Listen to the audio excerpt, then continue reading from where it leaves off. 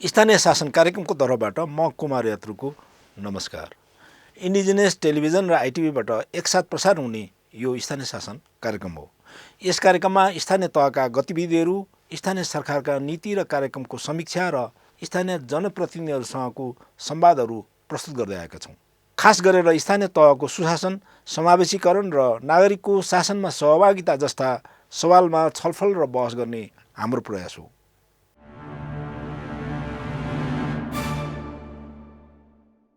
आज भने यसभन्दा अघिका कार्यक्रमभन्दा फरक विषय स्थानीय तहको प्रशासन अर्थात् कर्मचारी तन्त्रको सवालमा जानकारीमूलक विषयलाई छनौट गरेका छौँ। अहिले स्थानीय तहको निर्वाचनको तयारी भइरहेको छ। आगामी जेठ 5 गते स्थानीय तहका पदाधिकारीहरूको पदावधि समाप्त हुने र नयाँ निर्वाचन शीघ्र हुनुपर्ने आवाजहरू उठिरहेको छ। यही पृष्ठभूमिमा स्थानीय तहका कर्मचारीहरूको जिम्मेवारी तथा कार्यशैली एक समीक्षाको विषय र स्थानीय तहको क्रियाशील कर्मचारीको लागि चुनौती विषय हुन सक्छ। आजको कार्यक्रममा नेपाल सरकारका पूर्व सचिव तथा नेपाल सरकारले गठन गरेको उच्च स्तरीय प्रशासन सुझाव आयोगका अध्यक्ष समेत रहिसक्नुभएका काशीराज दाहालका विचार तथा धारणाहरूलाई राख्नेछौँ। उहाँ प्रशासन र कानुन विषयको ज्ञाता पनि हुनुहुन्छ। नेपाल सरकारको सेवाबाट निवृत्त भएपछि लामो समय प्राध्यापन र प्रशासकीय अदालतको अध्यक्षको जिम्मेवारी समेत सम्हालिसक्नुभएका काशीराज दाहाललाई हामीले केही साता अगाडि भेटेका थियौँ। त्यही क्रममा राज्यको संरचनामा कर्मचारीको कस्तो संरचना रहेको छ भनेर मैले सोधेको थिएँ। नेपालको अहिलेको संविधानले 3 तहमा एउटा सङ्घीय निजामती सेवा हुन्छ। त्यसमा विभिन्न मन्त्रालयका साङ्गठनिक संरचना हुन्छन्। त्यहाँ विभिन्न तहका कर्मचारी हुन्छन्। अहिलेको सन्दर्भमा त्यहाँ श्रेणीगत कर्मचारीहरू हुन्छन्। मुख्य सचिव, सचिव, सहसचिव, उपसचिव, अधिकृत र सहायक स्तरका कर्मचारी हुन्छन्। यो अहिलेको संविधान कानुनले आत्मसात गरेको व्यवस्था हो। यो चाहिँ श्रेणीगत व्यवस्थाहरू। प्रदेशमा प्रदेशका पनि विभिन्न मन्त्रालयहरू हुन्छन्। मेरै संयोजकत्वमा गठन भएको अधिकार सम्पन्न प्रशासनिक पुनर्संरचना समिति थियो। त्यसले प्रदेशमा 7 वटा मन्त्रालय भए अहिलेको सन्दर्भमा पर्याप्त हुन्छ भन्ने प्रदेश सरकारको निर्वाचन हुनुभन्दा अगाडि नै त्यो प्रस्ताव गरेको र त्यही 7 वटा मन्त्रालय नै अहिले क्रियाशील भइरहेकोमा अहिले केही प्रदेशहरूमा केही थपघटेहरू भइरहेको सन्दर्भ छ। यसरी थपघट गर्नुपर्ने कारण पनि के भन्दाखेरि राजनीतिक व्यवस्थापनको निम्ति राजनीतिक दलहरूका पदाधिकारीहरूलाई मिलाउने प्रयोजनको निम्ति राजनीतिक व्यक्तिहरूलाई व्यवस्थापन गर्ने प्रयोजनको निम्ति चाहिँ यो मन्त्रालयहरू चाहिँ विभाजन गरिराखेका छ। मलाई एउटा प्रशासन कानुनको विद्यार्थीले यो आफैमा धेरै मन्त्रालयहरू चाहिँ थप्नु त्यो स्वस्थकर हुँदैन। हामीले सेवा प्रवाह चुस्त दिनका लागि मन्त्रालयको सङ्ख्या, सङ्गठनको संरचना चाहिँ चुस्त हुनुपर्छ। कर्मचारीहरूमा के हुनुपर्छ? बहुशिप भएको कर्मचारी हुनुपर्छ। कर्मचारीमा बहुशिप हुनुपर्छ, व्यावसायिक हुनुपर्छ, निष्पक्ष हुनुपर्छ, तटस्थ हुनुपर्छ, भ्रष्टाचार मुक्त हुनुपर्छ, सदाचार नीतिलाई पालना गर्ने संस्कृतिलाई अवलम्बन गरेको कर्मचारी प्रशासन भयो भने त्यो चाहिँ जीवन्त हुन्छ। त्यसले चाहिँ प्रतिफल दिन सक्छ। त्यसैले 3 तहको राजनीतिक इकाइहरू जुन संविधानले व्यवस्था गर्यो, सङ्घीय, प्रादेशिक र स्थानीय, यो 3 तहमा अलग अलग किसिमको कर्मचारीको व्यवस्था गर्यो। सङ्घमा सङ्घीय निजामती सेवा ऐन हुने, त्यसले कर्मचारी प्रशासनलाई उनका सेवा शर्तहरू व्यवस्थापन गर्ने।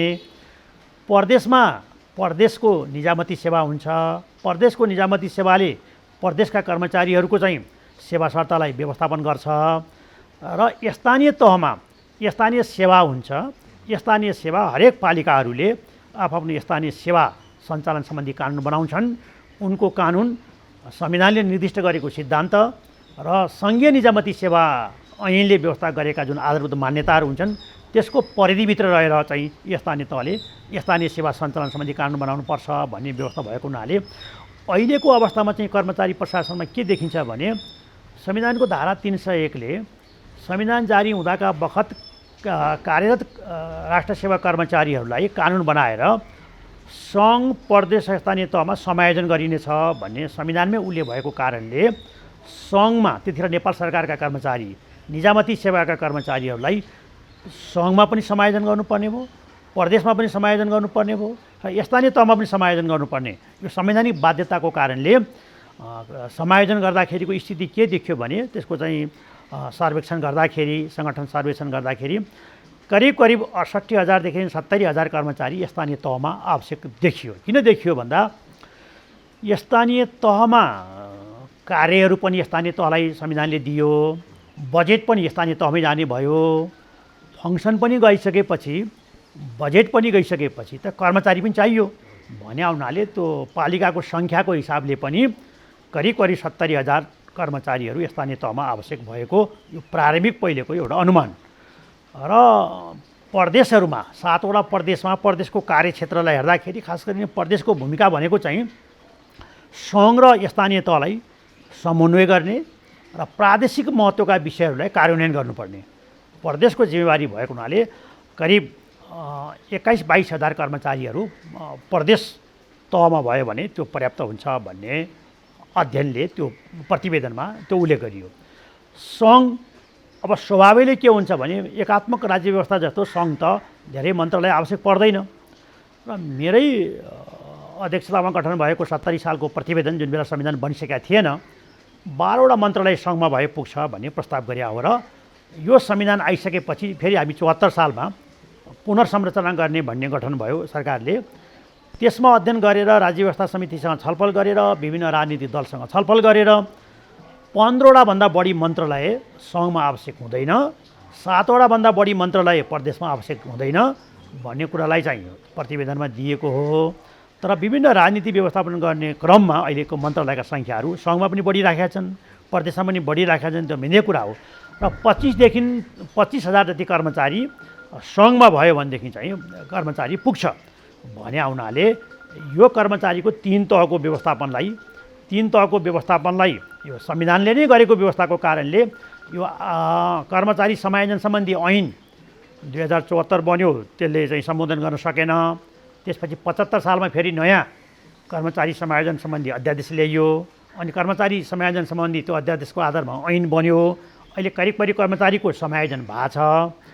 एउटा चाहिँ त्यो बेलाको अपेक्षा के थियो, अनुमान के थियो भने स्थानीय तहमा कर्मचारी जान रुचि गर्छन् किनभने उनलाई घर पाएका कर्मचारी हुन सक्छन्, त्यहाँ काम पनि गएको छ, बजेट पनि गएको छ, केही सेवा प्रवाह गर्ने, जनतासँग भिजेर काम गर्ने र काम देखाउन पनि सक्ने अवस्था हुन्छ। त्यसैले बढीभन्दा बढी कर्मचारीहरू चाहिँ स्वतः स्थानीय तहमा जान रुचि गर्छन् भन्ने अपेक्षा गरिएको थियो। त्यो अनुसार चाहिँ सबै कर्मचारीहरूलाई दरखास्त आह्वान गरियो, तपाईँ सङ्घमा बस्नुहुन्छ, प्रदेशमा रुचाउनुहुन्छ, स्थानीय तहमा जानुहुन्छ, रोज्नुहोस् भन्दाखेरि करिब 30% कर्मचारीले मात्रै स्थानीय तह रोजेको अवस्था देखियो। धेरैको आकर्षण सङ्घमै बस्ने व्यवस्था देखियो। दाहाल सर, यहाँले समायोजनको कुरा गर्नुभयो, तर 2 पटक समायोजन ऐन बनेर पनि स्थानीय तहमा चाहिँ समायोजन भएर जाने कर्मचारीहरूको अभाव देखियो र खास गरिकन यो समायोजन ऐन चाहिँ असफल भएको हो कि भन्ने पनि लागेको छ। के कारणले कर्मचारीहरू अर्थात् नेपाल सरकारका कर्मचारीहरू, सङ्घका कर्मचारीहरू स्थानीय तहमा जान नमानेको होला? तपाईँको विचार के छ यसमा? व्यवस्था हामीले सङ्घीय व्यवस्था रोज्यौँ, तर कर्मचारीको चाहिँ सोच के देखियो भन्दाखेरि स्थानीय तह र प्रदेशमा यो नयाँ संरचना भएको हुनाले उहाँहरूलाई खास गरिकन वृत्ति विकासको बाटाहरू अवरुद्ध हुन्छन् भन्ने किसिमको विभिन्न सोचको कारणबाट प्रदेशमा जान पनि त्यति इच्छुक भएको अवस्थाहरू देखिएन। स्थानीय तहमा पनि कर्मचारी जुन किसिमबाट उत्साहजनक रूपमा जानुहुन्छ भन्ने हिसाबको थियो त्यो अवस्था देखिएन। केही सुविधा दिएर कानुनमै व्यवस्था गरेर स्तर उन्नति गरेर पठाउने भन्ने व्यवस्था गर्दा पनि करिब 30% मात्रै स्थानीय तहमा जान इच्छा व्यक्त गरेको देखियो। 70% चाहिँ सङ्घमै बस्ने र केही प्रदेशमा जाने गरेको हुनाले अझै पनि कर्मचारी समायोजन जुन किसिमले गरियो अझै पनि कर्मचारी समायोजनबाट सन्तुष्टि भएको अवस्था देखिँदैन। किन देखिँदैन भन्दाखेरि सङ्घमा अवसर हुने, के को अवसर भन्दा अध्ययन अध्यापन गर्ने हुने, अस्पतालहरू हुने, बाबुआमाहरू कर्मचारीको वृद्ध हुने, सबैलाई हेर्नुपर्ने, यो पारिवारिक कारण, आफ्नो वृत्ति विकासको कारण जति चाहिँ सङ्घमा चाहिँ सुविधाहरू हुन्छ त्यो प्रदेश र स्थानीय तहमा हुन सक्दैन भन्ने जुन मनोविज्ञानले कर्मचारीहरू उत्साहित भएको देखिएन। तथापि पहिलो चरणमा के गरिएको अवस्था छ भने स्थानीय तहको प्रमुख प्रशासकीय अधिकृत र प्रदेशका सचिवहरू र प्रदेशको प्रमुख सचिव चाहिँ सङ्घकै कर्मचारी अहिले लैजाने, उनको चाहिँ व्यवस्था नभएसम्मको लागि भनेर ऐनमै त्यो व्यवस्था गरियो र अहिलेको अवस्थामा प्रदेशको प्रमुख सचिव र मन्त्रालयका सचिवहरू र सचिवहरू त्यो अहिले सङ्घकै कर्मचारी जाने व्यवस्था कानुनमा गरिएको छ। स्थानीय तहको चाहिँ प्रमुख प्रशासकीय अधिकृत त्यो सङ्घकै कर्मचारी हुन्छ। त्यो कहिलेसम्म हुन्छ भन्दाखेरि यो कानुनी व्यवस्था मिलिसकेपछि उनीहरूमा पनि जनशक्तिहरूको चाहिँ स्थिति पुरा भइसकेपछि त्यो अन्ततः फेरि सङ्घीय प्रणाली अपनाएको भएको हुनाले त्यो बिस्तारै त्यसमा सुधार हुन सक्ला। अहिलेको यो चरणमा चाहिँ सङ्घको कर्मचारी पनि प्रदेशमा छ, सङ्घको कर्मचारी पनि स्थानीय तहमा छ। मुलुकमा के देख्छौँ भने जस्तो चाहिँ अमेरिकामा हामीले सङ्घीय प्रणालीको चाहिँ अध्ययन गऱ्यौँ भने त्यहाँ सङ्घको काम गर्नलाई सङ्घकै कर्मचारीहरू स्थानीय तह र प्रदेशमा हुन्छन् सङ्घको काम गर्नको लागि। उनीहरूको कमान्डिङ प्रिन्सिपल जान्छन्। अब कतिपय मुलुकमा के हुन्छ भने स्थानीय कर्मचारी मार्फत पनि सङ्घको काम गराउन सकिन्छ, प्रदेशमा पनि प्रदेशकै कर्मचारी मार्फत पनि सङ्घको काम गराउन सकिन्छ। त्यसैले किन कर्मचारीहरूलाई चाहिँ तिनै तहमा चाहिँ सङ्घकै कर्मचारीलाई चाहिँ डेपुट गर्नु पठाउनु त्यति उद्देश्य हुँदैन भन्ने अभ्यासहरू पनि विश्वमा देखिन्छन्। हाम्रो सन्दर्भमा चाहिँ प्रमुख सचिव, सचिव र प्रमुख प्रशासकीय अधिकृत चाहिँ सङ्घकै कर्मचारीहरू पठाइरहेको अहिलेको सन्दर्भ छ। त्यसले समग्रमा यहाँले कुरा गर्नुभएको कर्मचारी प्रशासनको अवस्था कस्तो छ भन्दा अहिले वस्तुगत र वैज्ञानिक रूपमा सङ्गठनहरूको संरचनाहरू खडा भइसकेको अवस्था देखिँदैन। समानान्तर रूपमा एउटै काम गर्ने किसिमका प्रशासनिक इकाइहरू खडा भएका छन्। त्यही काम सङ्घले पनि गरिरहेको छ, त्यही काम प्रदेशले पनि गरिरहेको छ, त्यही काम स्थानीयले पनि गरिरहेको छ भन्दा काममा दोहोरोपन, सङ्गठन संरचनामा दोहोरोपन, समानान्तर कार्यालयहरू गर्दा प्रशासनिक खर्चहरू बढिरहेको छ, सेवा प्रवाहलाई चुस्त बनाउन सकिएको छैन। त्यसैले कर्मचारी प्रशासनमा अझ पनि के देखिन्छ भने उच्च मनोबल बढाउने कर्मचारीलाई पनि त्यो किसिमको पद्धति हामीले निर्माण गर्न नसकेका हुनाले मै अध्यक्ष भएको चाहिँ प्रशासन सुधारको चाहिँ आयोग समितिले के प्रतिवेदन दिइरहेको छ भने सबभन्दा पहिले सङ्घीय सरकारले यो सार्वजनिक प्रशासन र कर्मचारी प्रशासन सञ्चालन सम्बन्धी एउटा राष्ट्रिय नीति बन्नुपर्छ, एउटा नेसनल पोलिसी बन्नुपर्छ। त्यो नेसनल पोलिसीमा के कुरा उल्लेख्नुपर्छ भने कर्मचारीको भर्ना कसरी प्रतिस्पर्धाबाट गर्ने, त्यसलाई समावेशी कसरी बनाउने, त्यसको सरुवा र बढुवालाई कसरी अनुमानयोग्य बनाउने, उनको वृत्ति विकासलाई कसरी संरक्षण गर्ने, तालिम प्रशिक्षणलाई अद्यावधिक र सबैको निम्ति तालिम र क्षमता अभिवृद्धि, आकारमा कर्मचारी सानो, बहुशिव भएको कर्मचारी, अन्तर्राष्ट्रिय प्रतिस्पर्धा गर्न सक्ने कर्मचारी, व्यवसायिक कर्मचारी, यसको निम्ति हामीले एउटा राष्ट्रिय सोच, राष्ट्रिय नीति बन्नुपर्छ। त्यो राष्ट्रिय नीतिको आधारमा संविधानले के कुरा उल्लेख गरेको छ भने सार्वजनिक प्रशासनका केही आधारभूत कोर भ्यालुजहरू हुन्छन्। त्यो भनेको के? त्यो निष्पक्ष हुन्छ, तटस्थ हुन्छ, त्यो भ्रष्टाचार मुक्त हुन्छ र जनताको सहभागितामा सेवा प्रवाह गर्छ र सुशासनको प्रत्याभूति गर्छ।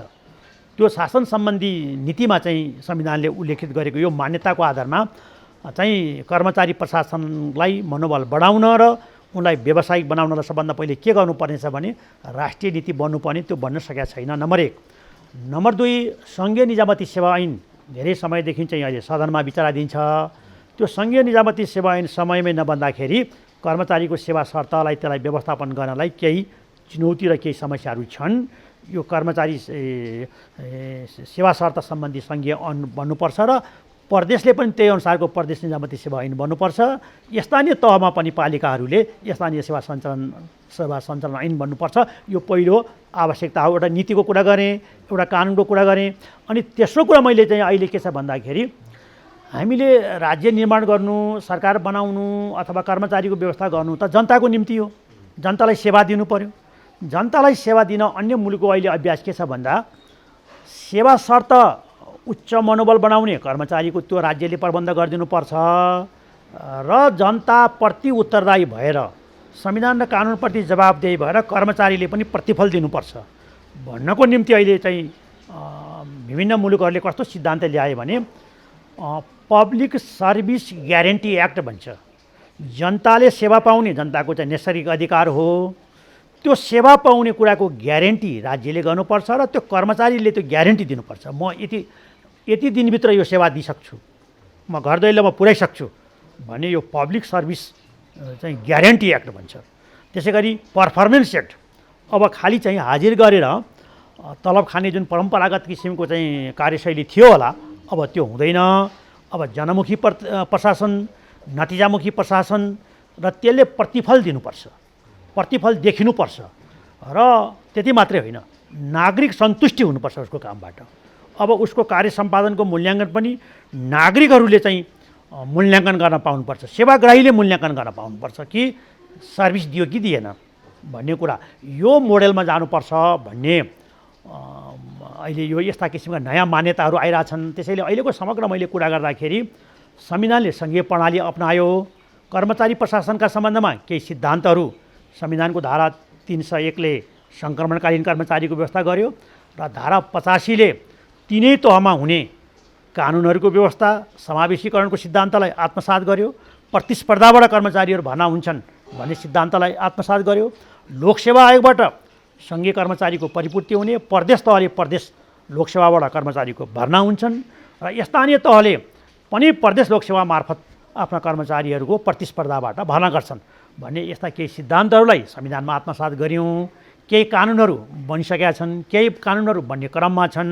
त्यसैले अहिलेको अवस्थामा कर्मचारीलाई बढी व्यावसायिक बनाउनुपर्छ र कर्मचारीलाई मनोबल उच्च बनाउनुपर्छ, तालिम प्रशिक्षण दिएर अन्तर्राष्ट्रिय स्तरमा प्रतिस्पर्धा गर्ने क्षमता अभिवृद्धि गर्नुपर्छ, जनताले सन्तुष्टि उसको सेवाबाट पाएको मूल्याङ्कन प्रणाली अवलम्बन गर्नुपर्छ। यस्तो पद्धतिबाट हामी अगाडि बढ्यौँ भने मात्रै लोकतन्त्रका लाभहरू, प्रतिफलहरू जनताले प्राप्त गर्न सक्छन्।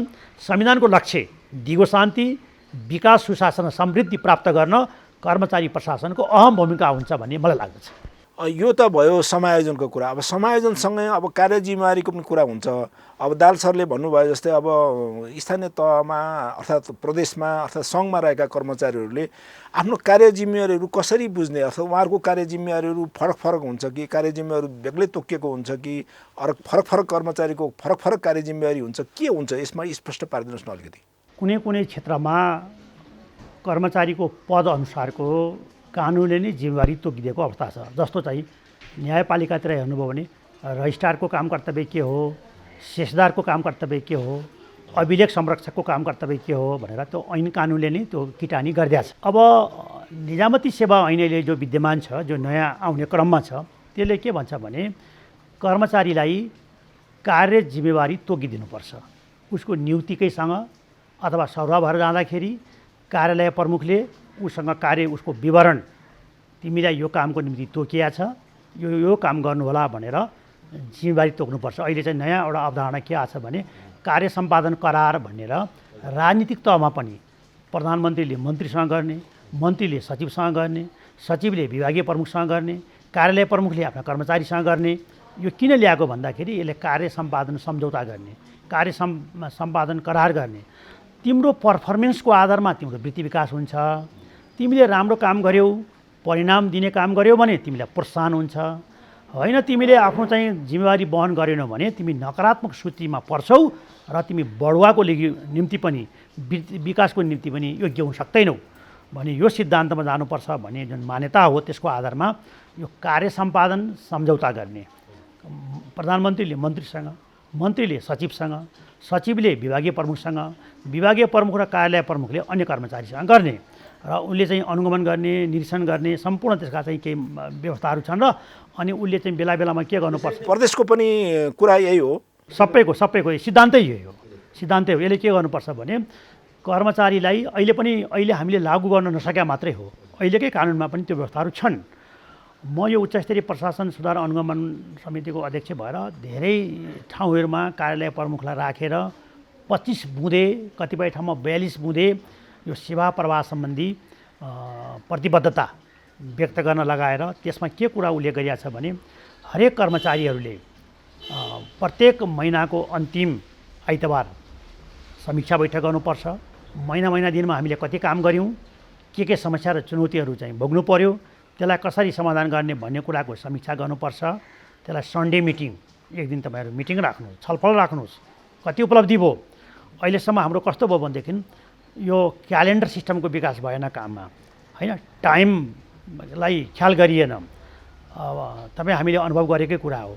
संविधानमै हामीले जेठ 15 गते सङ्घले नेपाल सरकारले बजेट ल्याउँछ, सदनमा पेस गर्छ, प्रदेश सरकारले 1 गते ल्याउँछन्, स्थानीय पालिकाहरूले 10 गते ल्याउँछन् भनेर किन गर्नु पर्यो भन्दाखेरि जहिले पनि त्यो विकास निर्माणका कुराहरू गर्दाखेरि चाहिँ नै जेठ असारमा गर्ने, असारे विकास, अनि यता विकासको निम्ति चाहिँ काम गरेर जस्तो गरिदिने, बाढी पहिरोले सबै त्यो सखाप पारिदिने, यस्तो किसिमको परम्परागत किसिमबाट हुन सक्दैन।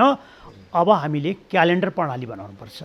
बजेट यो मितिमा पारित हुन्छ, यो मितिमा सम्झौता हुन्छ, यो मितिमा कार्यान्वयन हुन्छ, यसले अनुगमन गर्छ, यसले कार्यान्वयन गर्छ, यसले मूल्याङ्कन गर्छ भन्ने यो प्रणालीबाट जानुपर्छ भन्ने सिद्धान्तलाई हामीले ऐन कानुनमा पनि राख्ने, त्यही अनुसारको चाहिँ कार्यविधि पनि तय गर्ने र कर्मचारीलाई पनि त्यो जिम्मेवारीको बोध गर्ने।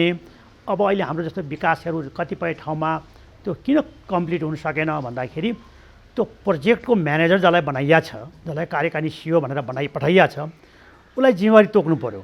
तिमीलाई यो परियोजनाको चाहिँ कार्यकारिणी प्रमुखको रूपमा राखेका छौँ, यो समयभित्र तिमीले यो काम सम्पन्न गर्नुपर्छ, तिमीलाई आवश्यक पर्ने कुराहरू राज्यले उपलब्ध गराउँछ, तिमीले यो काम सम्पन्न गर्न सकिनेछ भने तिमीलाई कारबाही हुन्छ।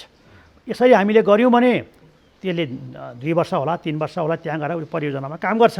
अब हाम्रो के भइदियो भने तदर्थ त्यो चाहिँ कानुनले चाहिँ 2 वर्ष नपुगिकन सरुवा गर्न पाइँदैन भनेर भनिदिएको छ।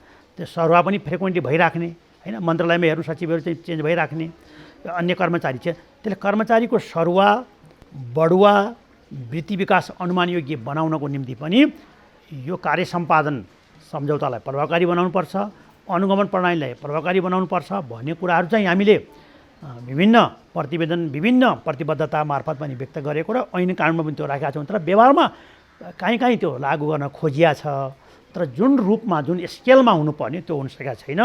कर्मचारीलाई किटानी उनलाई उसको जिम्मेवारी दिनुपर्छ। कसको जिम्मेवारी हो त्यो? त्यो विभागीय प्रमुख हो, कार्यालय प्रमुख हो।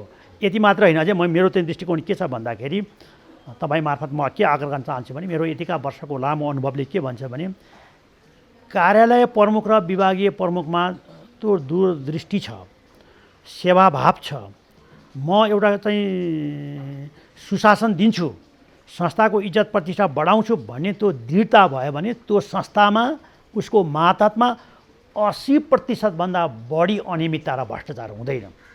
त्यसको सबैभन्दा मुख्य कुरा के हो? त्यो कार्यालय प्रमुख र विभागीय प्रमुख बढी जवाबदेही हुनुपर्छ। उसले आफ्नो कार्यालयभित्र, आफ्नो विभागभित्र अन्तर्गतमा त्यो किसिमको चाहिँ निगरानी गर्ने, त्यो किसिमको जिम्मेवारी तोक्ने, राम्रो काम गर्नेहरूलाई चाहिँ उसको मनोबल बढाउने किसिमले चाहिँ काम गर्ने, खराब गर्नेहरूलाई दण्डित गर्ने। यहाँ के भइदियो भन्दाखेरि राम्रो काम गर्नेहरूलाई प्रोत्साहन गर्न सकिएन, खराब काम गर्नेहरूलाई संरक्षित गरियो विभिन्न क्षेत्रहरूबाट।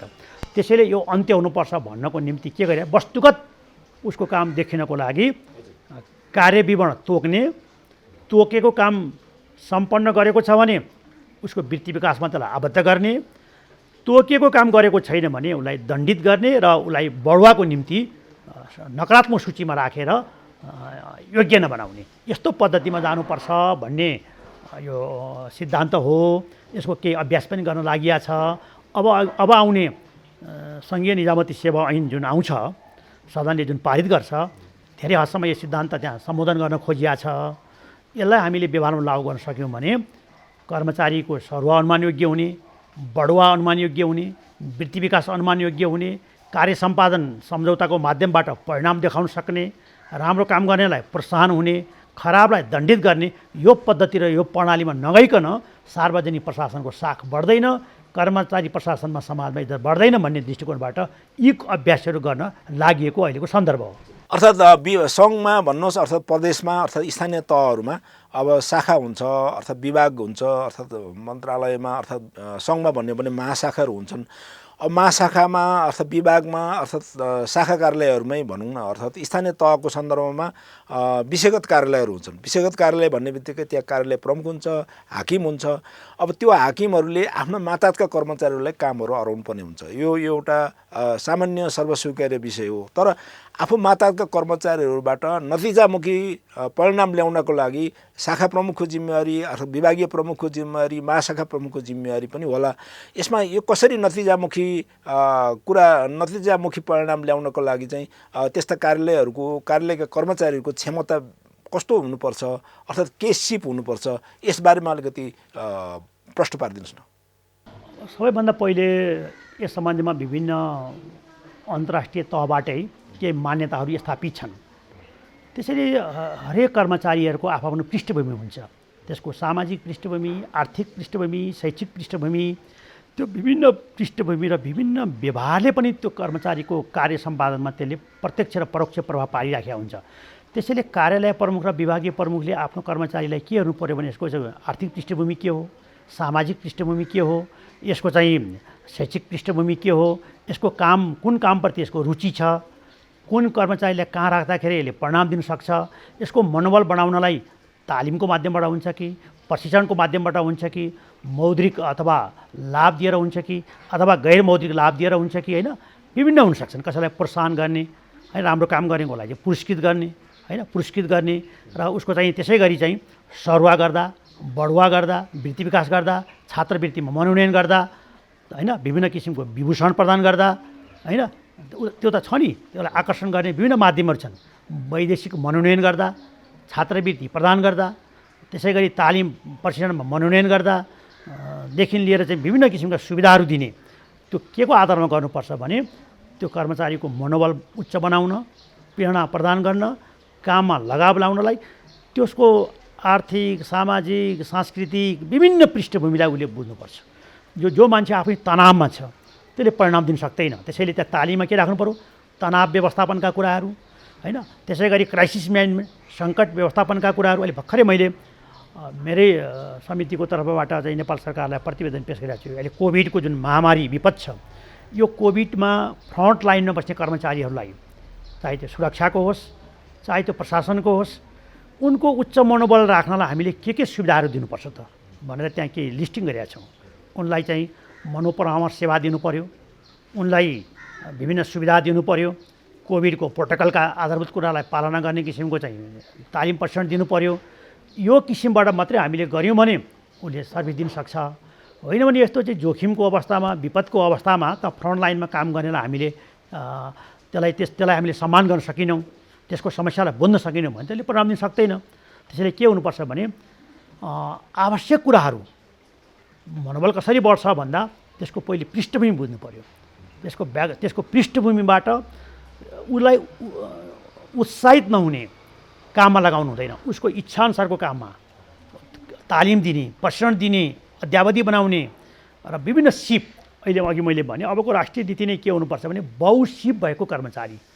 अब हामीलाई कस्तो कर्मचारी चाहिएको छ भन्दा सङ्ख्या धेरै कर्मचारी होइन, त्यही कर्मचारीले के गर्छ, त्यो बहुसिप छ, त्यसलाई चाहिँ कला पनि जान्दछ, प्रविधि पनि जान्दछ, हरेक कुरा। अहिले कतिपय हामीले के देख्छौँ भने अब तुरुन्तै सरकारमा प्रस्ताव पेश गर्नु पऱ्यो क्याबिनेटमा भनेर उच्च तपाईँको चाहिँ बाहिरबाट प्रतिस्पर्धा गरेर सोझै प्रवेश गरेका कर्मचारी, चाहे त्यो सहसचिव होला, चाहे उपसचिव होला, तपाईँ तुरुन्तै यो विषयको चाहिँ क्याबिनेटमा जाने प्रस्ताव तयार गर्नुहोस् त भन्यो भने त्यो अलमल परिराखेको हुन्छ। किनभने त्यसले त अभ्यासै गरेको छैन, तालिमै लिएको छैन।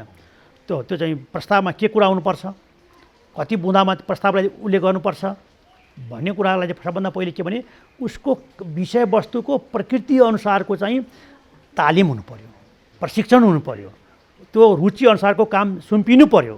यो भयो। अहिले हाम्रो कता कता हामी चाहिँ के गरेका छैनौँ, यस्ता कुराहरूमा चाहिँ वास्ता ध्यान पुर्याउन नसकेका कारणले कर्मचारीहरूमा जुन उत्साह हुनुपर्ने हो, उत्साह पनि हुन सकेका छैन, मनोबल पनि बढ्न सकेका छैन र सही मूल्याङ्कन पनि हुन सकेका छैन, दण्ड र पुरस्कारलाई पनि समुचित पुरा गर्न सकेका छैन। त्यसैले के हुन्छ भने विभागीय कारबाही भनेर किन राखियो भने अनुशासन उल्लङ्घन गर्छ। अहिले पनि तपाईँ मार्फत म के कुरा उल्लेख गर्छु भने म त्यहाँ यो न्यायिक निरूपणमा बसेर कर्मचारी प्रशासनलाई हेर्दाखेरि के देखेँ भने 90 दिनसम्म कार्यालयमा बिदा स्वीकृत नगरिकन बसेको कुनै निजामती कर्मचारी छ, स्वास्थ्य सेवामा 60 दिनसम्म बिदा स्वीकृत नगराइकन बसेको छ भने त्यसलाई सेवाबाट हटाउनु भनेको छ।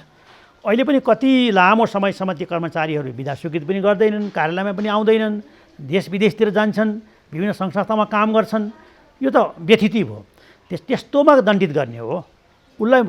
उसलाई मनोबल बढाउने चाहिँ राज्यले गर्छ, तर मनोबल बढाउने र वातावरण तयार गर्दा गर्दै पनि उसले काम गर्दैन भनेदेखि चाहिँ नि त्यो बेला दण्डात्मक व्यवस्था चाहिँ आवश्यक हुन्छ भनेर विभागीय सजायको व्यवस्था राखिएको हो। खालि विभागीय सजाय मात्रै लाई चाहिँ बढी प्रयोग गर्ने, मनोबल घटाउनेतिर गर्नु हुँदैन। मनोबल बढाउनलाई केमा ध्यान दिनुपर्छ भने पहिले जुन प्रतिस्पर्धाबाट लोकसेवाबाट चाहिँ जान्छ उसलाई मेरिटको आधारमा, योग्यताको आधारमा उसको इच्छाअनुसारको चाहिँ क्षेत्रमा उसलाई पदस्थापना गर्नु पर्यो, पोस्टिङमै गर्नु पर्यो होइन।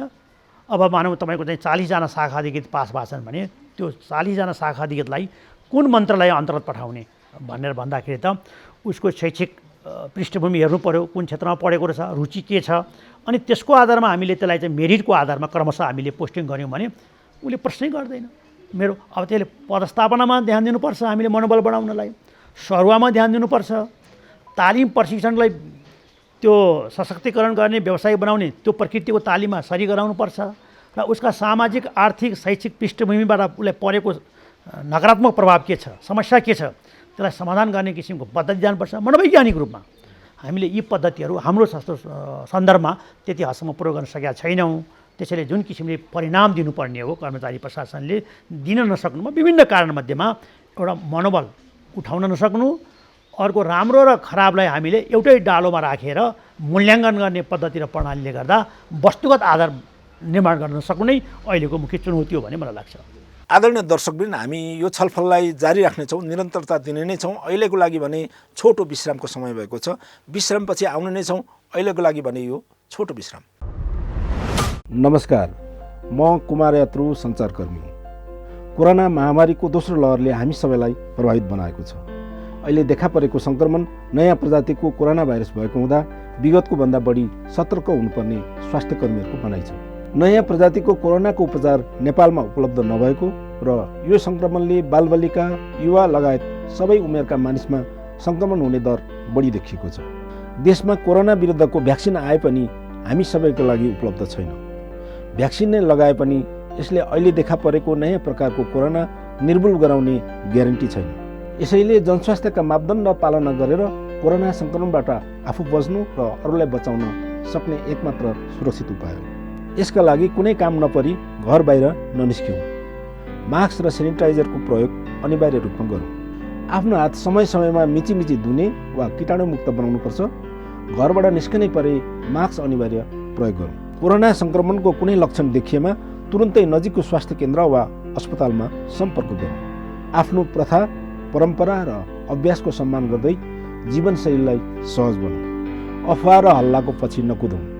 सधैँ सकारात्मक बनौँ। जनहितका लागि आइटिभी नेपाल र इन्डिजिनस टेलिभिजन।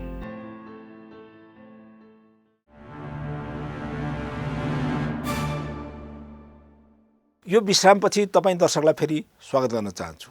यो स्थानीय शासन कार्यक्रम हो र यो इन्डिजिनस टेलिभिजन र आइटिभी नेपालबाट एकसाथ प्रसारण भइरहेको छ।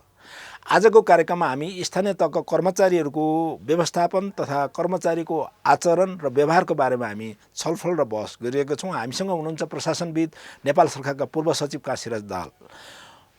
विश्रामपछि फेरि यहाँलाई काशीराज दाहाल सरलाई स्वागत गर्दै म अर्को विषय यहाँबाट जान्न चाहन्छु, अर्थात् हाम्रो दर्शकहरूलाई प्रश्न पारिदिन म अनुरोध गर्छु। मेरो प्रश्न छ के छ भने स्थानीय तह भन्नुहोस् वा प्रदेश, अर्थात् सबै कार्यालयहरूमा एउटा संरचना हुन्छ, एउटा चाहिँ सङ्गठन हुन्छ कर्मचारीहरूको।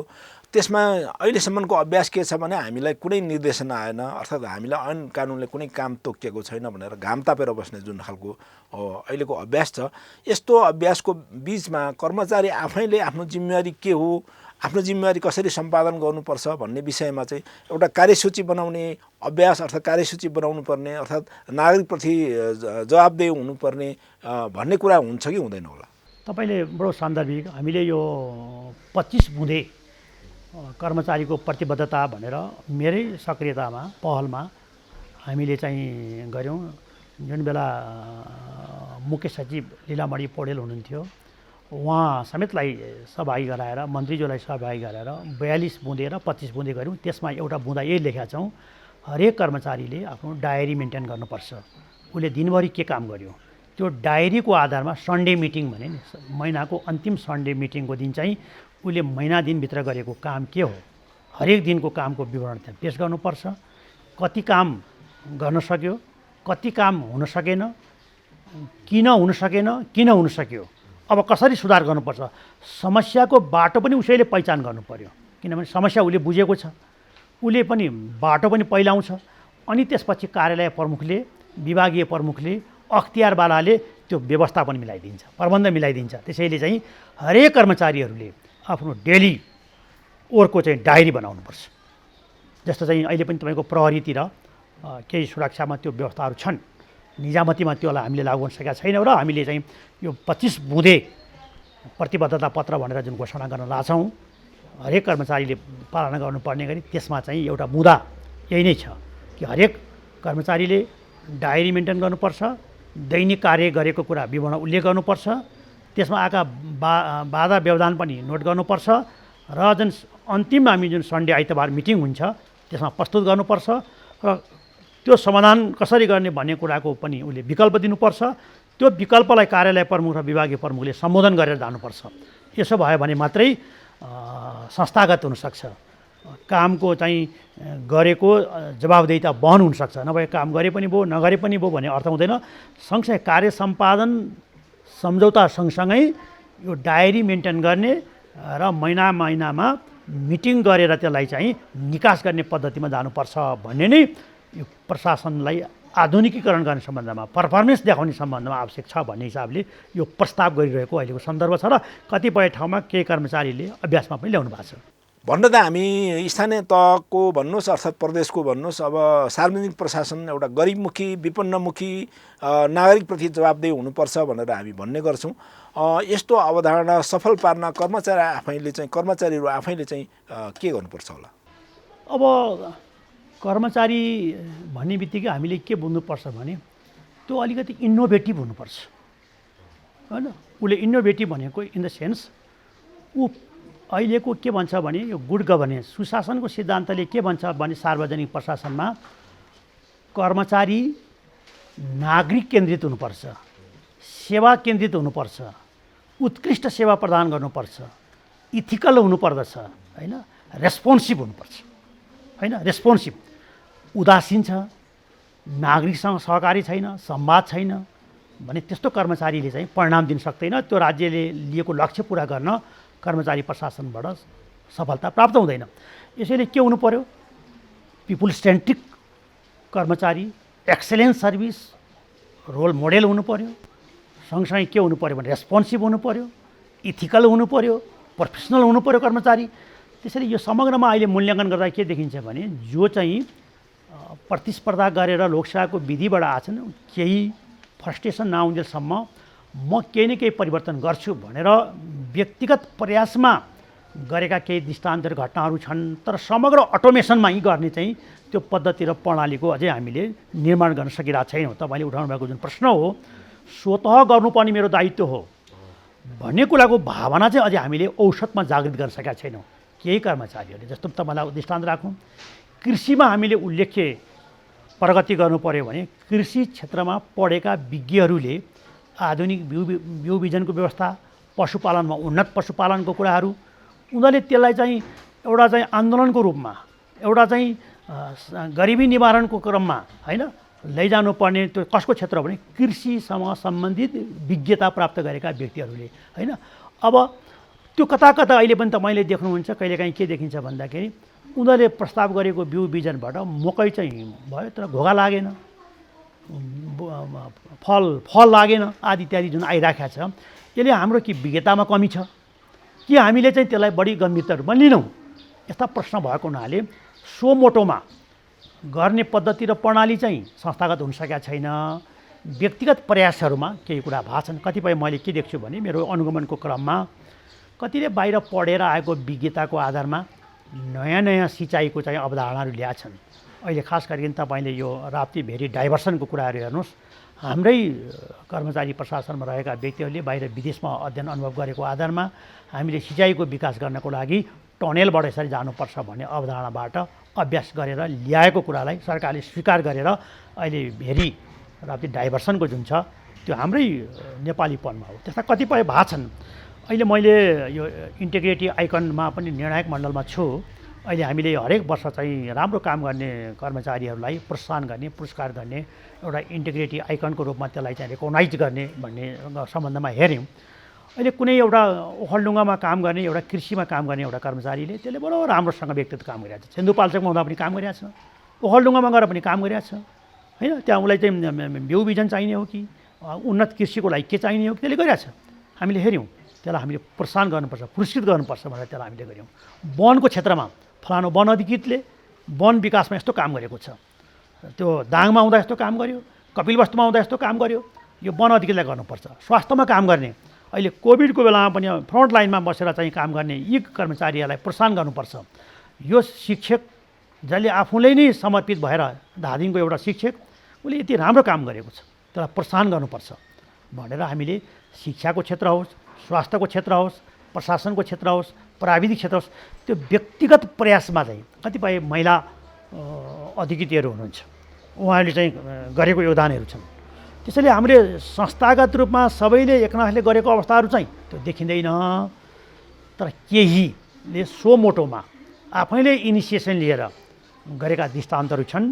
त्यसैले हाम्रो राज्य प्रणालीले के गर्नुपर्छ भने त्यस्तालाई सम्मान गर्नुपर्छ र त्यसलाई हामीले संस्थागत गर्ने औसत कर्मचारीमा, सबै कर्मचारीहरूमा जसरी हामी के भनिरहेको छौँ भने सबै कर्मचारी तालिमबाट वञ्चित नहुन्, सिपबाट वञ्चित नहुन्, उनको व्यावसायिकताबाट वञ्चित नहुन् भन्ने जुन हामीले नारा अपनाएर यो तालिम प्रशिक्षणको नीति बनाएको छौँ, त्यस्तै किसिमको सो मोटोमा काम गर्ने वातावरण चाहिँ हामीले सिर्जना गर्न सक्यौँ भने अनि कर्मचारी प्रशासनको साख पनि बढेर जान्छ।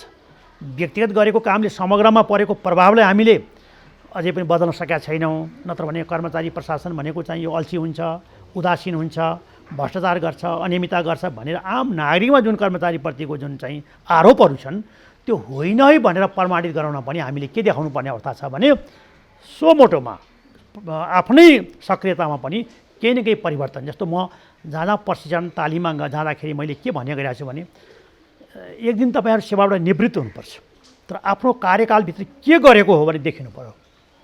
तपाईँमा हुनसक्छ अभाव हुनसक्छ, दबाव हुनसक्छ, प्रभाव हुनसक्छ, त्यसबाट निष्क्रिय हुने होइन, अभाव दबाव र प्रभावबाट पनि मुक्त भएर केही गरौँ भन्ने भावनाले इच्छा शक्ति राख्नुभयो भने केही न केही परिवर्तन हुन्छ।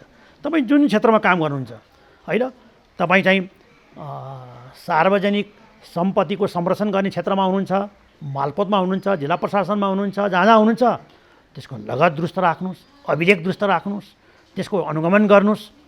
तपाईँले मैले यस्तो किसिमको अभिलेखीकरण गरेको छु, सन्तोष हुन्छ। जो चाहिँ वन क्षेत्रमा वन प्रशासनमा काम गर्नुहुन्छ, मैले यति वृक्षारोपण गरेँ, यति हरियाली निर्माण गरेँ, चुरेको दिगो व्यवस्थापनमा यति मैले योगदान दिएँ, तपाईँले देखिनु पऱ्यो। जो कृषिमा काम गर्नुहुन्छ, कृषिमा काम गर्नेहरूले चाहिँ पशुपालनमा मैले यो सुधार गरेँ, मैले चाहिँ कृषिको उन्नत कृषिहरूमा मैले यो परिवर्तन गरेँ, मत्स्य पालनमा यो विकास गरेँ, केही न केही देखिनु पऱ्यो। शिक्षामा काम गर्नेले गुणस्तरीय शिक्षा, सदाचारको शिक्षा, नैतिक शिक्षालाई प्रवर्धन गर्न मैले यो योगदान दिएँ। यो विद्यालयमा यो कलेजमा पढ्ने चाहिँ विद्यार्थीहरूमा त्यो शिष्टता छ, त्यो नैतिकता छ, त्यो राष्ट्रियता छ, त्यो सद्भाव छ। अहिले तपाईँलाई म बडो समग्रमा के देखिरहेको छु भने कता कता हाम्रो नयाँ आएको पिँढीहरूमा यो त्यो हामीले नैतिक शिक्षाहरू, त्यो व्यावसायिक शिक्षाहरू हामीले चाहिँ तलदेखि नै दिन नसकेका कारणले राज्यप्रतिको वफादारी त खस्किरहेछ। राज्यप्रतिको जुन वफादारीता हुनुपर्छ, समाजप्रतिको जुन जवाबदेहिता हुनुपर्छ, त्यो एकाउन्टेबिलिटी कमजोर भएर जाने, लोयलिटी क्षयीकरण भएर जाने, यस्तो किसिमको नागरिक, यस्तो किसिमको कर्मचारीबाट चाहिँ राज्यको चाहिँ साख बढ्दैन, राज्यको क्षमता बढ्दैन, राज्यको प्रतिष्ठा बढ्दैन। त्यसको लागि हामीले के गर्नुपर्छ भन्दा हरेक क्षेत्रमा हामीले संस्थागत गर्नुपर्छ र व्यक्तिगत प्रयासबाट केही न केहीहरू भइरहेका छन्। त्यसैले हामी एकदम निराशै हुनुपर्ने अवस्थाहरू छैन। हाम्रो चाहिँ यो लामो कर्मचारी प्रशासनको इतिहास त्यति लामो नभए पनि हाम्रो जुन 7 सालपछि हामीले प्रशासनलाई आधुनिकीकरण गर्ने विभिन्न अभ्यास गऱ्यौँ, लोकसेवाको माध्यमबाट जुन प्रतिस्पर्धाको माध्यमबाट आउने व्यवस्था छ, कता कता अझै पनि यसलाई चाहिँ नतिजामुखी बनाउन सकिरहेका छैनौँ। केही चुनौतीहरू छन्, यसलाई हामीले सुधार गरेर जानुपर्छ भन्ने मलाई लाग्छ। अब कर्मचारी भन्ने बित्तिकै एउटा शिष्टाचार तथा मर्यादाको विषय पनि हुन्छ। दाल सरले अघि धेरै कुराहरूमा प्रश्न पारिसक्नु भएको छ, तर पनि यो शिष्टाचार, मर्यादा तथा आचरणको विषयमा पनि कर्मचारीहरूले त्यस्तो पालना गर्नुपर्ने विषयमा केही सन्दर्भहरू छ कि केही यसको लागि मापदण्डहरू छ कि यो बारेमा पनि प्रश्न पार्दैछु। हामीले सामान्य किसिमका कुराहरू राज्य व्यवस्थाप्रति, राज्य के हो, समाज के हो, नैतिकता के हो, वफादारीता के हो भन्ने कुरा जति पनि सामान्य कुरा सबै क्षेत्रका कर्मचारीलाई कमन कुराहरू भए त्यो आवश्यक छ, दिनुपर्छ। त्यसपछि हामीले विषयगत विभाजन गरेर हामीले विशेष किसिमको तालिम प्रशिक्षण दिनुपर्छ। जस्तो परराष्ट्र सेवामा काम गर्ने, परराष्ट्र सेवामा काम गर्ने कर्मचारीलाई हामीले कूटनीतिक मर्यादा के हो, शिष्टाचार के हो, होइन, आदि इत्यादि उनलाई चाहिँ हामीले चाहिँ कसरी बस्नुपर्छ, कसरी सम्बोधन गर्नुपर्छ, कसरी खानपिन गर्नुपर्छ, त्यसको चाहिँ केही कम्युनिकेसन कसरी गर्ने भन्ने कुरा थियो। विशेष किसिमको प्याकेज हामीले परराष्ट्र सेवामा काम गर्नेहरूलाई विशेष किसिमको तालिम प्रशिक्षण हामीले दिनुपर्छ। यो एउटा कम्पोनेन्ट भयो। अब कृषिमा काम गर्नेलाई हामीले कृषिकै विशेषताका विषयमा हाम्रो जस्तो मुलुकको लागि सिँचाइको कुरा, कृषिको कुरा, बिउ बिजनको कुरा, उन्नत पशुपालनको कुराको लागि के आवश्यक पर्छ त्यो सेक्टरल हामीले दिनु पऱ्यो। वनको त्यसै गरी, शिक्षाको त्यसै गरी, होइन, प्रशासनको। प्रशासनमा काम गर्नेहरूलाई पनि सामान्य प्रशासनको अहिलेको भूमिका के हो, राज्यको भूमिका के हो, संविधानप्रतिको प्रतिबद्धता के हो, सङ्घीयताको अवधारणा के हो, समावेशीकरण अन्तर्गत गर्नुपर्ने हामीले मान्यता के हुन्, स्टेटमा हाम्रो चाहिँ सबैको प्रतिनिधित्वलाई सुनिश्चित कसरी गर्ने हो, सम्मान कसरी गर्ने हो, सम्मान, सद्भाव, यस्ता कतिपय कुराहरू हामीले हरेक कर्मचारीले जान्नुपर्छ। त्यसमा पनि विषयगत कामको प्रकृति अनुसार विषयगत क्षेत्रहरूमा अलग अलग विषयहरूलाई सम्बोधन गरेर जानुपर्छ र सँगसँगै प्रविधिको चाहिँ ज्ञान सबैमा दिनुपर्छ। अबको अहिलेको युग भनेको यो विश्वव्यापीकरणको युग हो। हामी चाहिँ यदि सानो सञ्चारले चाहिँ एउटा सानो गाउँ बनाइदिइसकेको अवस्था छ यो विश्वलाई। यसमा प्रविधि मैत्री हुनुपर्छ, सुशासन मैत्री हुनुपर्छ, वफादारी राज्यप्रति हुनुपर्छ र खास गरिकन समभाव, सद्भाव, समभाव पनि हुनु पर्यो, सद्भाव पनि हुनु पर्यो। यो किसिमको हामीले चाहिँ तालिम प्रशिक्षण, किनभने हामीहरू विभिन्न डिसिप्लिनबाट आएका हुन्छौँ, होइन, विभिन्न डिसिप्लिन, विभिन्न स्कुलिङ, विभिन्न उसबाट आएको हुनाले उनको एउटै किसिमको ब्याकग्राउन्ड हुँदैन, घराइसी ब्याकग्राउन्ड एउटै हुँदैन। त्यसैले मैले नि यो प्रस्ताव गरेकोमा के छ भने लोकसेवाबाट पास भएको अधिकृतलाई कम्तीमा 1 वर्ष तालिम प्रशिक्षण दिनुपर्छ। स्टाफ कलेजले, यस्तै संस्थाहरूले 1 वर्ष दिनुपर्छ। 1 वर्षमा उसलाई यी विषय तालिम दिनुपर्छ। यो चाहिँ बेसिक कोर्स हुन्छ, अनि एडभान्स कोर्स हुन्छ, त्यसलाई हामीले विशेष तालिम दिनुपर्छ। सेवा प्रवेशकालीन, सेवाकालीन तालिम दिनुपर्छ र सहसचिव सचिवलाई पनि रिफ्रेसमेन्ट कोर्सहरू दिनुपर्छ उनीहरूलाई पनि अपडेट। किनभने आजभन्दा 20 वर्ष अगाडि भर्ना भएको अवस्था र आज 20 वर्ष आयो हुँदाखेरि एउटै स्थिति हुँदैन। त्यसले अध्यावधिक हुनु पर्यो, त्यसलाई रेफ्रेसर कोर्सहरू चाहिँ डिजाइन गर्नुपर्छ भनेर प्रस्ताव गरेका छौँ। किनभने अलग अलग अनुशासनबाट आएका व्यक्तिहरूले त्यो सङ्गठनको चाहिँ संस्कृति बुझ्नुपर्छ, त्यो सङ्गठनको कार्य प्रकृति बुझ्नुपर्छ। त्यो किसिमको बुझेन भनेदेखि चाहिँ त्यसले काम गर्न सक्दैन। अहिले फेरि यो विद्यार्थी राजनीतिबाट पास भएर आएका मान्छेहरू त विद्यार्थीमा दलीय चाहिँ झन्डा बोकेर आएका हुन्छन्, दलीय दृष्टिकोण बोकेर आएका हुन्छन्। त्यही दलीय दृष्टिकोण चाहिँ उसले कर्मचारी प्रशासनभित्र पनि त्यही पुरो गर्न खोज्यो भने त सार्वजनिक प्रशासनको चाहिँ निष्पक्षता कायम हुँदैन। सार्वजनिक प्रशासन भन्ने बित्तिकै के हो भने त्यसको चरित्र निष्पक्षता हो, त्यो चाहिँ निष्पक्ष हुन्छ, सेवा मैत्री हुन्छ, होइन, त्यो भन्ने जुन एउटा मान्यता हो, न्युट्रलिटी, पर्मानेन्ट, इफिसियन्ट, इफेक्टिभ उसले जुन गर्नुपर्छ त्यो स्कुलबाट, कलेजबाट, उसको जुन पृष्ठभूमिबाट आउँछ त्यो सँगै छोडेर आएको हुँदैन, सँगै लिएर आएको हुन्छ। त्यो लिएको चाहिँ कुराहरूलाई, नचाहिने कुराहरूलाई हामीले तालिम प्रशिक्षणको माध्यमबाट के गरिदिनुपर्छ भने हटाइदिनुपर्छ। तिमी हिजोसम्म तिमी नागरिक थियौ, तिमीले नागरिकमा स्वतन्त्रताको अत्यधिक प्रयोग गर्न पायौ, अब कर्मचारी प्रशासनभित्र आइसकेपछि तिमीलाई यी अधिकारहरू चाहिँ निलम्बन हुन्छन्। तिमीले जुन विचार अभिव्यक्तिको स्वतन्त्रता, केही कुरामा तिम्रो अङ्कुश लाग्छ, तिमीले आफ्नो राजनीतिक विचार, राजनीतिक तिम्रो आबद्धता त्यो अब तिमीले निलम्बनमा पर्छ, त्यसलाई तिमीले यहाँ देखाउनु हुँदैन। तिमी अब के हुनु पऱ्यो त, रेस्पोन्सिभ हुनुपर्छ, पिपुल सेन्ट्रिक हुनुपर्छ। त्यसको चाहिँ यो राज्य व्यवस्थाले दिनुपर्ने चाहिँ कार्य गर्नुपर्ने तिमीले जनतामा त्यो अनुभूति दिनुपर्छ भन्ने कुराको हामीले उसलाई चाहिँ बेसिक कुराहरू हामीले दिन सक्यौँ भने मात्रै त्यो खारिएर आउँछ। किनभने नभए के हुन्छ भने यो माटो, उमालेको माटो जस्तो हुन्छ। त्यो माटोलाई जब हामी चाहिँ खारिँदै गरेपछि विभिन्न भाँडाकुँडा बन्छन्। त्यो र फर्ममा आएको जुन लोकसेवाबाट आउनेलाई चाहिँ हामीले विशेष तालिम दिएर पाठ्यक्रम त्यसै गरी बनाएर जनरल कोर्स एउटा, स्पेसिफिक कोर्स एउटा, विभिन्न किसिमको मोडलबाट हामीले गयौँ मात्रै त्यो खारेर आउँछ। त्यसैले हामीले के भनेको छौँ भने अघि मैले सार्वजनिक प्रशासनको नीति बनाउँदा एउटा कम्पोनेन्ट तालिम प्रशिक्षणको हुनुपर्छ। तालिमको नीति के हुने, कस्ता पाठ्यक्रमहरू राख्ने आदि इत्यादि चाहिँ हुनुपर्ने हुनाले यो विशेष किसिमको चाहिँ तालिम नीति हुनुपर्छ। नेपाल आफैमा एउटा बहुभाषिक बहुजातीय मुलुक हो, यो कुरा हामीलाई थाहा भएकै कुरा हो। यो सामाजिक बहुलता भएको समाजमा विविध व्यक्तिहरू रहनुभएको, समाजका विभिन्न क्षेत्रहरू रहेको मानिसहरू छन्। उहाँहरूलाई सेवा दिने कुरा नै प्रमुख कुरा हो। त्यस्तो खालको सन्दर्भमा हाम्रो कर्मचारी तन्त्र नेपालको बहुलवादी समाज अनुकूल सुहाउँदो पो हुन सकेन कि भन्ने पनि टिप्पणी छ। हाम्रो सामाजिक बहुलतालाई आत्मसात गर्नको लागि कर्मचारीहरूले के गर्न सक्छन् होला?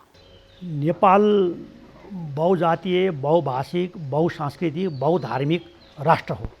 विभिन्न किसिमका नेसनालिटिजहरू चाहिँ नेपालमा छन्। त्यसैले समग्र राष्ट्र हो हाम्रो। त्यसैले एकअर्कालाई सम्मान गर्ने, सद्भाव गर्ने, सहयोग गर्ने त्यो अनुशासनभित्र कर्मचारी रहनुपर्छ। उसले चाहिँ राष्ट्र हो, हामी सबैले एकअर्कालाई सम्मान गर्नुपर्छ भने त्यो सम्मानको संस्कृति, त्यसलाई हामी भन्छौँ डाइभर्सिटीको म्यानेजमेन्ट गर्नुपर्छ, विविधतालाई व्यवस्थापन गर्नुपर्छ। त्यो विविधता भएको चाहिँ जुन चाहिँ विभिन्न फुलबारीमा विभिन्न फुलहरू छन्, हाम्रो राष्ट्रिय गाना भन्छ नि, हामी एउटै थुङ्गा भने जस्तो त्यो मनोभावबाट, त्यो सोचबाट हामीले समावेशीकरण, अहिले हाम्रो संविधानको मूल्य मान्यता मुख्य चरित्र हो। हाम्रो संविधानले के सिद्धान्त लियो भने समावेशी लोकतान्त्रिक शासन प्रणाली, सङ्घीय लोकतान्त्रिक गणतन्त्रात्मक शासन प्रणाली केमा आधारित? समावेशितामा आधारित।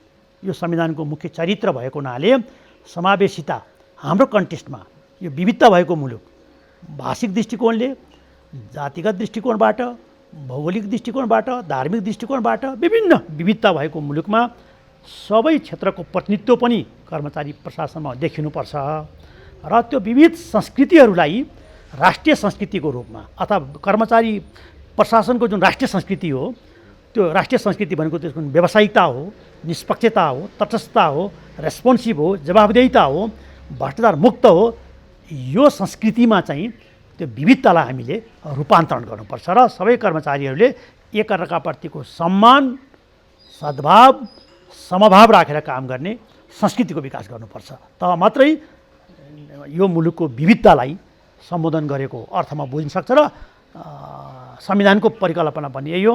लामो समयदेखिको लामो सङ्घर्ष गरेर, धेरै खर्च गरेर, धेरैले आफ्नो ज्यान गुमाएर ल्याएको चाहिँ यो जुन अहिलेको जुन संविधान छ, यसलाई गतिशील बनाउन पनि त्यही अनुसारको आचरण, त्यही अनुसारको संस्कार, त्यही अनुसारको संस्कृति। मैले भर्खरै एउटा पुस्तक सार्वजनिक गरेको छु, संवैधानिक संस्कृति भन्ने। संविधानमा लेखेर मात्रै हुँदैन, त्यसलाई आन्तरिकीकरण गर्नुपर्छ। संविधानमा लेखेका कुराहरूलाई आन्तरिकीकरण कसरी गर्ने? राजनीति शक्तिले र कर्मचारी प्रशासनले भनेर तीनवटा कुरा मुख्यतः हुन्छ। एउटा इम्प्लिमेन्टेसन भन्छ, कार्यान्वयन। कार्यान्वयन के गरी हुन्छ भन्दा संविधानले जे कुराको अपेक्षा गरेका छ, ऐन कानुन नीति आचार संहिताहरू बनाउने, त्यो पहिलो फेज हो कार्यान्वयन। अर्को के हुन्छ? प्रमोटिङ, त्यसलाई प्रवर्धन गर्नुपर्छ। यहाँ उठाउनु भयो नि, समावेशीकरणलाई कसरी प्रवर्धन गर्ने, त्यो प्रमोटिङ फेज, त्यसलाई हामीले प्रमोटिङ गर्नुपर्छ, प्रवर्धनात्मक गर्नुपर्छ। तेस्रो भनेको सेफ गार्डिङ। यो हामीले स्वीकार गरेको कुरालाई कहाँबाट खतरा छ? गरिबीबाट खतरा छ, भूराजनीतिबाट खतरा छ, अथवा केबाट खतरा छ? हामीलाई त्यो हामी सतर्क हुनुपर्छ। त्यसैले हामीले के भन्छ, हामी विविधतामा, अनेकतामा एकता, हाम्रो सोलिडारिटी, विविधतालाई सम्मान गर्ने, राष्ट्रिय एकतालाई मजबुत बनाएर अगाडि बढ्यौँ भने मात्रै बलियो राज्य निर्माण हुन्छ, समृद्धि प्राप्त हुन्छ भन्ने मलाई लाग्छ। धन्यवाद। यो थियो प्रशासनविद तथा नेपाल सरकारका पूर्व सचिव काशीराज दाहालसँगको कुराकानी। यो कुराकानीसँगै आजको स्थानीय शासन कार्यक्रमबाट हामी बिदा लिने बेला भएको छ। यो कार्यक्रममा हामी स्थानीय तहको विभिन्न गतिविधिहरू, स्थानीय तहका नीति कार्यक्रमको बारेमा हामी समीक्षा र विश्लेषण पनि गर्ने गर्दछौँ र विभिन्न विशेषज्ञ, विभिन्न यो सम्बन्धी काम गरिरहनुभएका विज्ञ व्यक्तित्वहरूको आवाज र विचारहरू पनि प्रस्तुत गर्ने गर्दछौँ। हाम्रो चासो भनेको तपाईँ नागरिकको, तपाईँ दर्शकहरूको सहभागिता हाम्रो प्रमुख चासोको विषय हो। तपाईँ यो कार्यक्रममा जोडिन चाहनुहुन्छ भने हामीलाई सिधा फोन गर्न सक्नुहुन्छ, अर्थात् हाम्रो इमेलमा तपाईँले इमेल लेखेर पनि हामीलाई सुझाव, टिप्पणी तथा हाम्रो कार्यक्रमको बारेमा तपाईँको आफ्नो विचारहरू राख्न सक्नुहुनेछ। यसो भन्दै तपाईँलाई विशेष धन्यवाद दिँदै आजको स्थानीय शासन कार्यक्रमबाट हामी बिदा लिने बेला भएको छ। हामीलाई सम्पर्क गर्नको लागि यहाँ स्क्रिनमा देखिएको हाम्रो ठेगानामा सिधा मोबाइलमा फोन गरेर अर्थात् तपाईँलाई इमेल लेखेर अर्थात् सामाजिक सञ्जाल मार्फत जोडिएर हामीलाई तपाईँको गुनासो टिप्पणी तथा तपाईँको सुझावहरू राख्न सक्नुहुन्छ। यसो भन्दै यो कोरोना महामारीको सन्दर्भ छ र यो कोरोना महामारीमा स्वस्थ रहन र स्वास्थ्य मापदण्डको पालना गर्नको लागि तपाईँलाई विशेष अनुरोध गर्दै कार्यक्रमबाट सम्पूर्ण टिमका साथ म कुमार यात्रु पनि बिदा चाहन्छु। नमस्कार।